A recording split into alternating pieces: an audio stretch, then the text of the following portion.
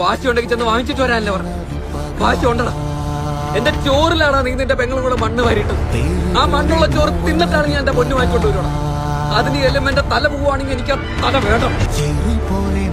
എന്റെ സ്വർണ്ണം പറ്റിച്ച് നിന്റെ പെങ്ങള് പോയി ഫിനാൻഷ്യത്തിന് മുമ്പിൽ ആ കള്ളന് എന്റെ ജീവിതത്തിന്റെ അടുക്കലാണ് അളകി കിടക്കുന്നത്.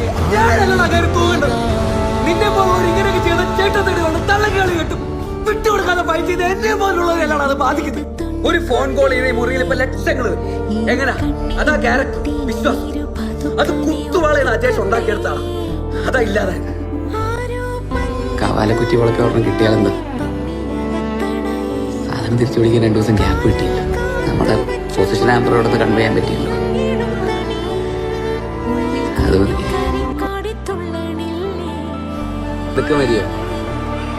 പക്ഷെ നീ എന്നെ കുത്തി ഞാൻ ചത്തെന്ന് ഉറപ്പാക്കി കുഴിച്ചിട്ട് അതിന്റെ മേലൊരു ചുടല തെങ്ങും വെച്ച് അതിന് പൊടിപ്പുണ്ടോന്ന് ഉറപ്പാക്കിയിട്ട് നീ പോകാം. ഇല്ലെങ്കിൽ ഞാൻ ആ കുഴിയിൽ നിന്ന് എഴുന്നേറ്റ് വരുവാണ് എന്റെ പൊന്നി വയ്ക്കാൻ.